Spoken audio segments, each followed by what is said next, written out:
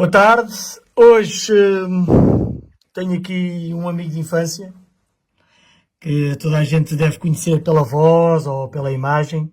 É o Paulo Miranda. Às vezes indica-nos, a mim indica muitas vezes porque eu ouço na rádio comercial ele a dizer mais ou menos para onde é que eu devo ir. Moro longe.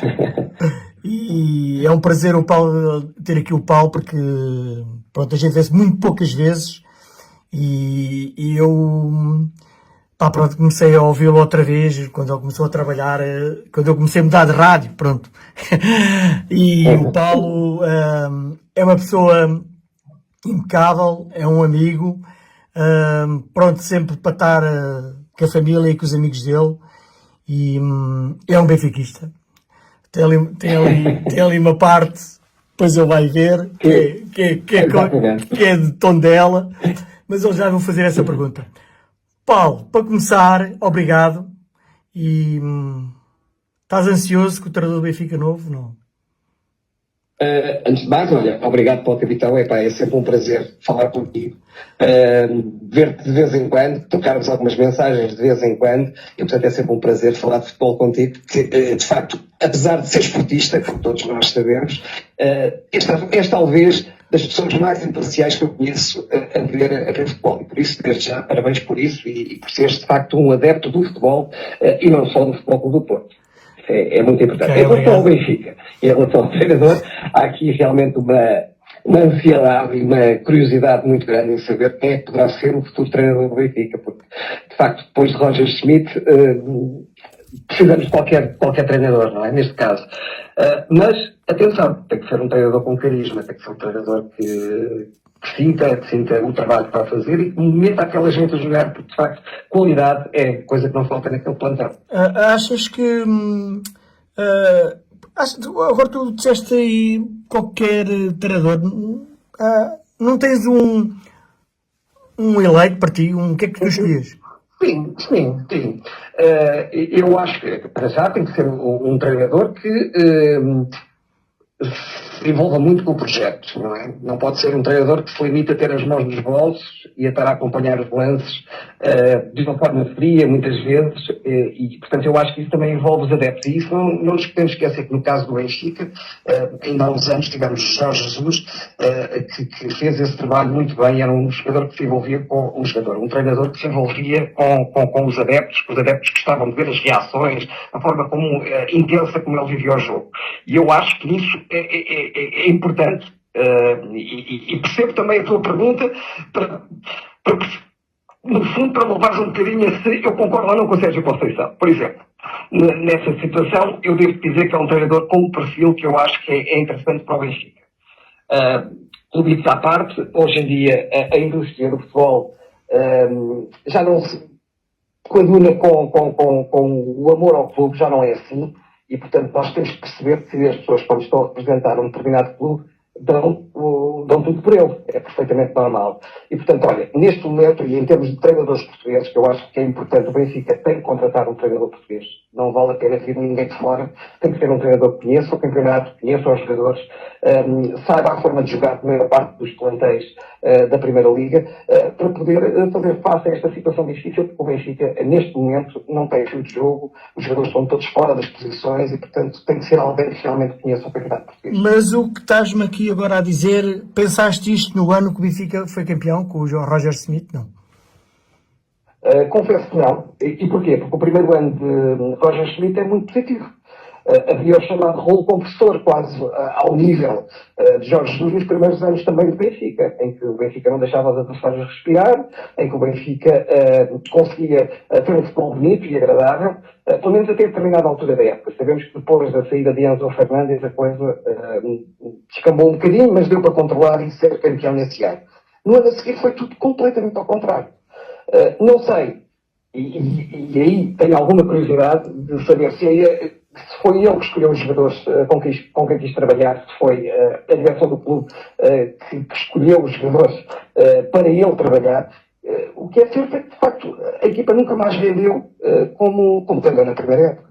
Então, estás com o Rui Costa ou estás ao lado um bocadinho? Rui Costa, claramente, é o presidente do Benfica e, como benfiquista, temos que apoiar o Presidente, ou é o Rui Costa, podia ser outro qualquer, temos que pensar ultrapassar esta situação. O clube é muito grande para descer a este ponto, quer dizer, é complicado. Às vezes deves pensar nisto, e tu também, claro, jogaste a bola e jogas a bola ainda. O Rui Costa ser um mágico como era, que toda a gente, pá, era um mágico. Era um mágico. Achas que o poder de escolha dele é por ele ser jogador, ou a escolha dele tem a ver com a direção? Porque se eu acho que, como o jogador que ele era, ele tinha tudo para escolher tudo o que era melhor, não é? Porque... Exatamente, concordo com ele, perfeitamente de acordo, que de facto, com os anos de futebol que ele tem, com a experiência que ele tem, com os treinadores e os jogadores com quem jogou, tem tudo. Se alguém percebe futebol, devo dizer que fico muito triste quando ouço alguns adeptos ou simpatizantes do Benfica colocarem-se em causa em relação ao Rui Costa. O Rui Costa foi realmente um símbolo numa geração de ouro, Claro, sim. e de facto é um jogador extraordinário. Era um jogador extraordinário. Então, a tua decisão passava por um braço forte do Sérgio Conceição, mesmo que os adeptos estivessem divididos. Interessa é o Benfica vencer, ou não interessa a metade, se calhar não sei se era metade, mas é a maneira de eu estar agora a explicar. É uma dúvida. Achas que com a vitória aquilo mudava tudo? Possivelmente sim. As vitórias acabam por mudar mentalidades. Quando Jorge Jesus chegou ao Benfica, eu estou sempre por exemplo do Jorge Jesus, e se calhar até posso falar do clube do lado, é quase a mesma coisa, Ruben Amorim, provoca sempre uma certa desconfiança, não é? Porque são dos clubes rivais e tal, mas são profissionais. E, portanto, é aquilo que eu te disse na primeira resposta que te dei, quer dizer, os treinadores são profissionais e, portanto, dão o seu melhor.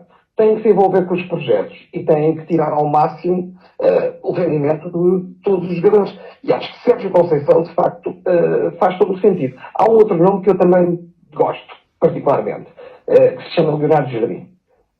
Sinceramente, gosto particularmente também do estilo. É, se calhar, menos efusivo do que Sérgio Conceição, não tem nada a ver, mas isso tem a ver com as pessoas.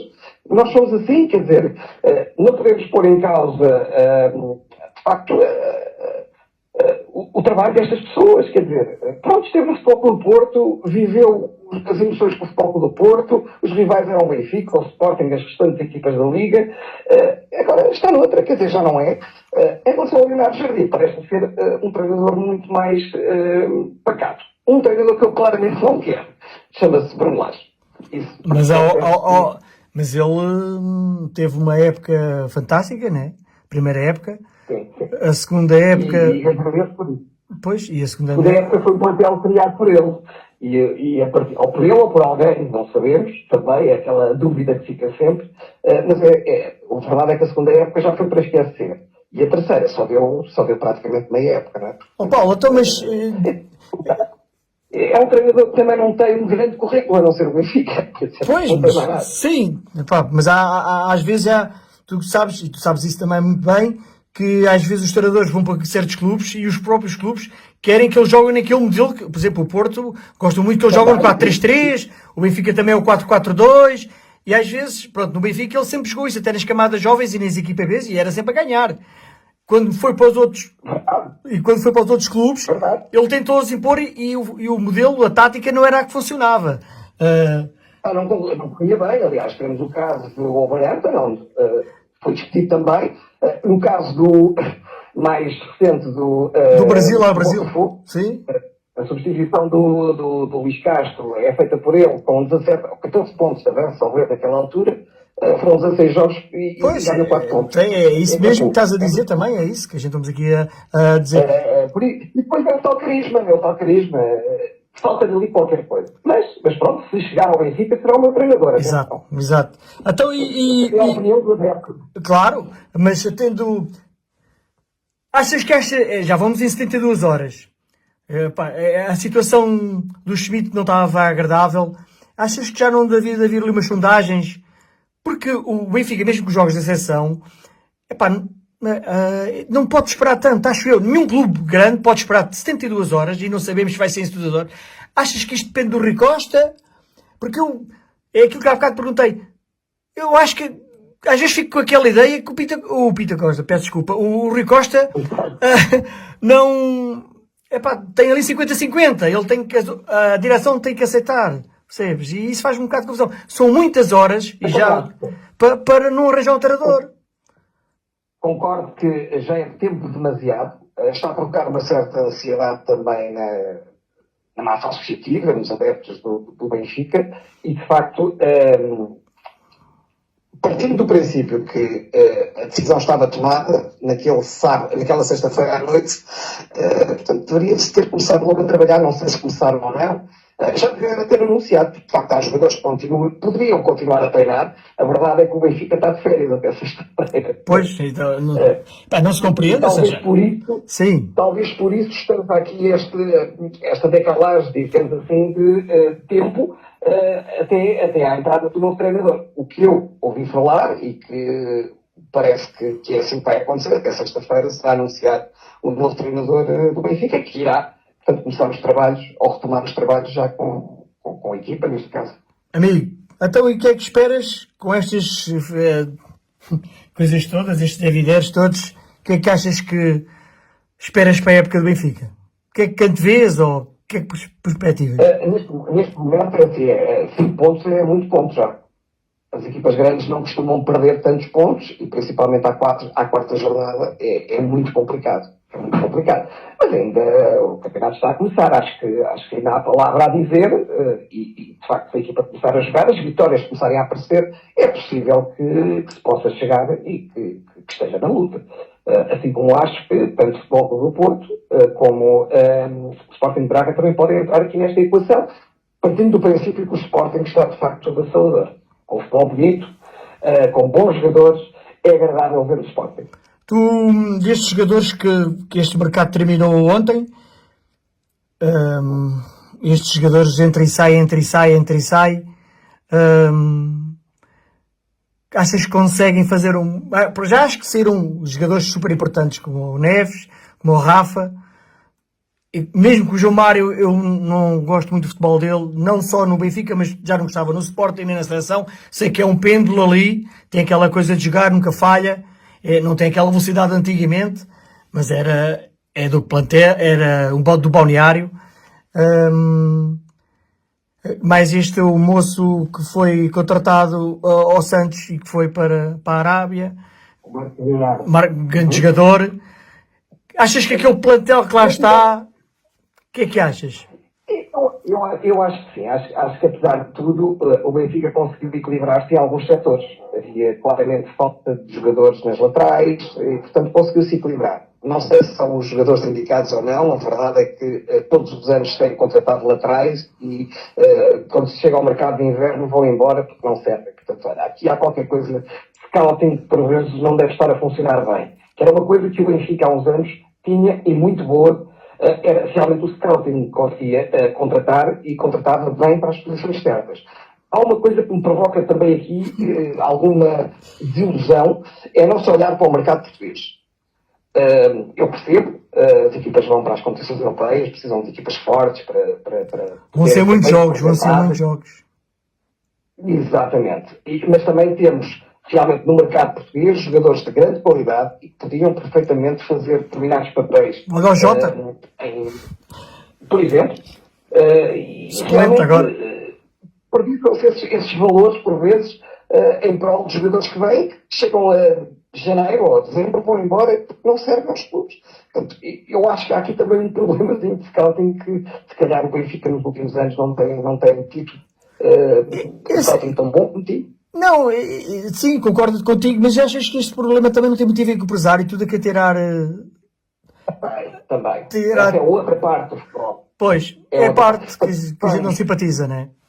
Pelo menos eu não simpatizo e tu acho que também não simpatizas.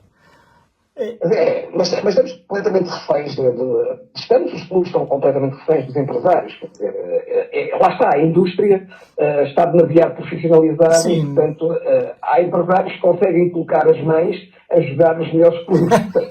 Vendem como sendo os maiores. Como sendo os maiores, eles conseguem lá chegar. Sim, mas é uma pena porque...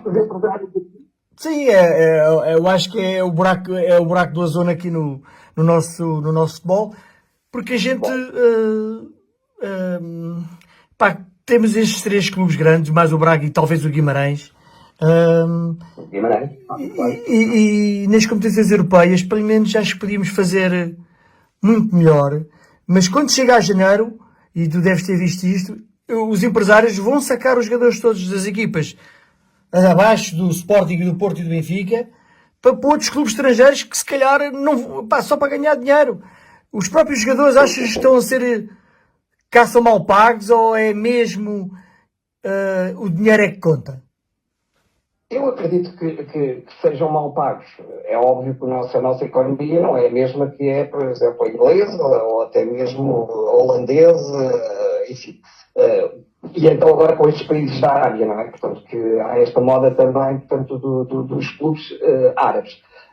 Não temos capacidade para pagar aquilo que esses clubes pagam, porque é assim, se tens aqui 1000 e vais conseguir receber 5000 num outro clube, se calhar em 6 meses ganhas quase 2 épocas o valor que ganharias aqui em Portugal. Quer dizer, em Portugal terias de trabalhar 2 ou 3 épocas para ganhar esse valor em 6 meses. Mas desculpa, não devia de haver um plafond pela UEFA para permitir que os jogadores, pá, não saíssem ao desbarato, porque ao desbarato, à brava, né? Porque um plantel... Talvez. A UEFA tinha que meter as mãos nisso, mas deve condizer a eles, porque eles devem ganhar muito dinheiro também com essas transações, claro, né? Obviamente, as percentagens são altas, quando são valores elevados, então fazem-se negócios astronómicos, não é? Portanto, quando se está a pagar 10% de comissão de uma transferência, é uma coisa absurda, não é? Quer dizer, e, portanto, ao descapitalizar-se o nosso futebol com essas transferências que se fazem nessas alturas, acabamos por estar a tirar também alguma qualidade. Por isso é que eu costumo dizer que a nossa liga é muito gira, nós gostamos todos. É muito fixe darmos aqui adeptos Benfica, Sporting, Porto, Braga, Guimarães, a discutir todos os fins de semana, mas de facto lá fora não tem visibilidade. Não temos a visibilidade, porque acho que estamos a embrulhar mal também o nosso futebol. Mas lá está. E uma das causas, se calhar, também é um bocado isso. É de facto as próprias saídas dos jogadores e os jogadores de qualidade não ficam, vão embora. Mudando só um bocadinho, achas que o Benfica pode fazer... Agora é difícil, tu estás-me a responder isto, mas eu percebo o que tu queres dizer, o que tu vais-me querer dizer. Achas que o Benfica pode fazer uma boa Liga dos Campeões para ti? É chegar aonde? Seria pelo menos passar esta fase, portanto chegar aos oitavos de final. Era importante. Era importante conseguir lá chegar. Não sei se será possível, atenção. A Liga dos Campeões para mim está muito mais competitiva. Vai ser bastante engraçada este ano. Acredito que vão existir resultados completamente desequilibrados, porque vão existir. Mas, por outro lado, há ali também um outro equilíbrio, com o facto de antigamente eles sabiam que jogavam uma primeira e uma segunda volta com um adversário, contavam só ali 6 pontos. Agora já não é assim, não é? Portanto, vai ser tudo muito mais renhido. Mas acho que o Benfica pode fazer uma boa participação. Quanto mais não seja aquela fase de play-off para a fase seguinte, portanto. E a UEFA sempre a prejudicar os países mais pequenos, onde num país pequeno como o nosso há 3 clubes, pelo menos tenho que dizer os 3, mas o Benfica, o Porto e o Sporting ganharam já competições europeias, deviam ser vistos e têm adeptos e vão a todo lado fora, deviam ter a olhar só para isso, não só olhar para o dinheiro. Vamos continuar sempre a ser prejudicados e qualquer dia, para ir o primeiro classificado do campeonato, vai ter que ir à pré-liga, né? Pois, provavelmente. Porque eu acho que a alteração deste modelo tem um bocadinho a ver a ameaça que houve da tal Superliga Europeia que se falou, portanto, nos últimos 2 anos, E esta alteração que a UEFA quis fazer às competições europeias é um bocadinho para, se calhar, se aproximar desse modelo. E se aproximar desse modelo, claramente que as equipas portuguesas vão ter muita dificuldade em poder estar na elite do futebol europeu. Vai ser muito difícil. E depois, também, nos últimos anos, também não nos ajudaram muito na questão, por exemplo, dos valores ou dos rankings que nos foram dados ao futebol português, neste caso, porque, de facto, as nossas equipas estiveram sempre nas competições superiores. É evidente que fizeram más carreiras em algumas épocas, mas houve muitas equipas que estiveram na Liga Conferência, que é uma de terceira linha, e que fez com que, por exemplo, a Holanda nos ultrapassasse no ranking. Pois, os pontos são os mesmos que uma vitória na Liga dos Campeões. Pois, é injusto. É injusto, não é? São competições completamente distintas. Exato. Uma coisa é somar os pontos numa Liga dos Campeões e até numa Liga Europa, outra coisa é numa Liga Conferência, que é uma liga claramente de terceira divisão. Mudando agora para o teu Benfica, e eu às vezes isso é uma coisa que eu sinto uma certa inveja, ter 2 anos para ter uma vaga no Estádio da Luz, para ter não é uma coisa fenomenal? Mostra que as pessoas se interessam pelo clube.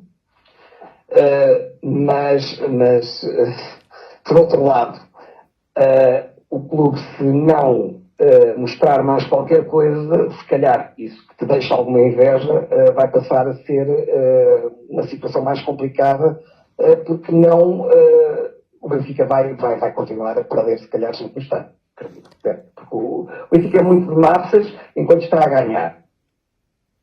Quando as coisas não correm bem, se calhar não é tanto como os adeptos do Sporting, ou até mesmo os adeptos do Futebol Clube do Porto, que são muito mais participativos mesmo nos momentos maus. Aliás, no Benfica é muito normal, ao final de 3 ou 4 jogos, menos conseguidos, aparecerem os lances brancos. É uma coisa normal. Ok. Quase.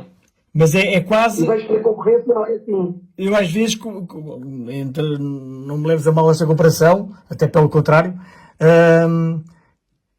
eu acho o Benfica quer aquele modelo de jogo que toda a gente gosta, não quer entre aspas, o arroceiro do Sérgio Conceição, porque estraga, e isso faz-me lembrar muito o Real Madrid. O Benfica é o Real Madrid em Espanha, o Benfica é o Real Madrid de Portugal, porque querem aquele futebol, querem aquele modelo, e querem ser fininhos, as pessoas normais, né? E querem sempre estar bem vistos, que é uma coisa que toda a gente quer estar, mas de uma maneira bem vista, mas a fazer as coisas bem, não é uma maneira bem vista de andar a fazer a confusão, né? E isso eu acho que o Benfica é muito Real Madrid.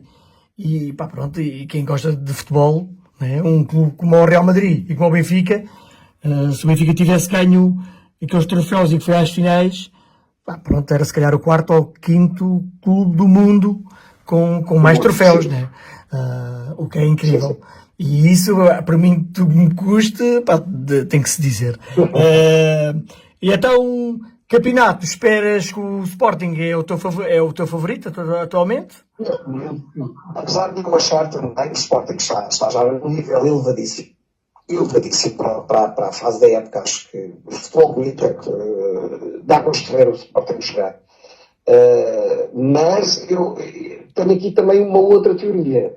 Vem aí ainda os meses de dezembro e janeiro, quando surgem as quebras.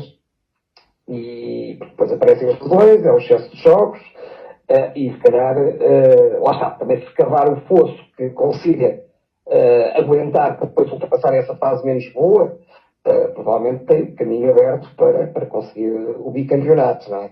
Mas pronto, ainda é cedo. Achas que o Rubem Amorim... Neste momento é o futuro. Achas que o Rubem Amorim encaixava a Liga Benfica como uma luva? Ou como mudava. Gostas daquele modelo de jogo? Sim. Gosto. Sinceramente gosto daquele modelo de jogo. E é claro que encaixava. Pronto, até por sabermos que é um adepto do Benfica, não é? Não deixa de ser um adepto. Acredito que hoje em dia gosto muito do Sporting também, gosta de certeza absoluta, até por tudo o que já tem aqui. É um profissional de mão cheia e, portanto, está a fazer o seu trabalho. É um treinador que agradava, claro que sim, mas é quase impossível. Tem um discurso de outro mundo. A falar tem um discurso de outro mundo. Adoro, É, adoro, é adoro, adoro. muito objetivo, realista Exato, na exato. análise. Pronto, e isso, se calhar falta isso também ao futebol.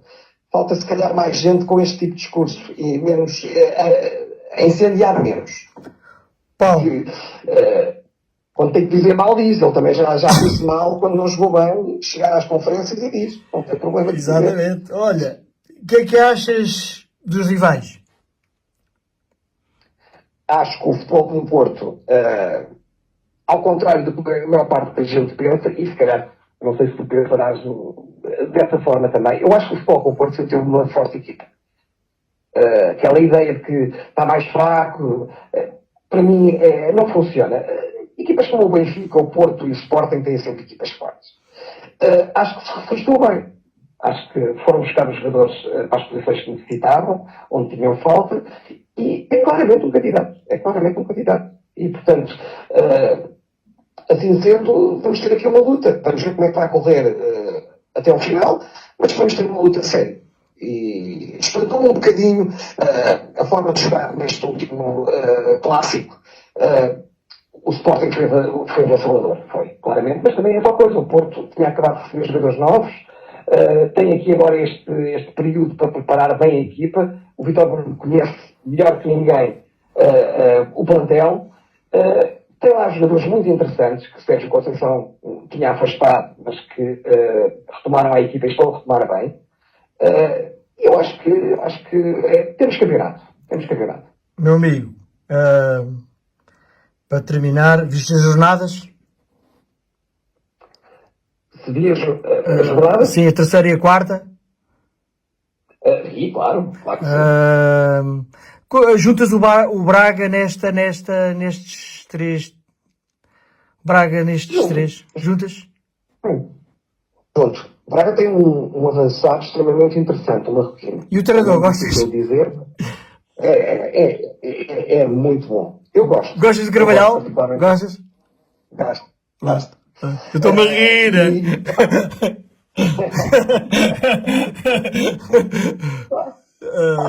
Mas pronto.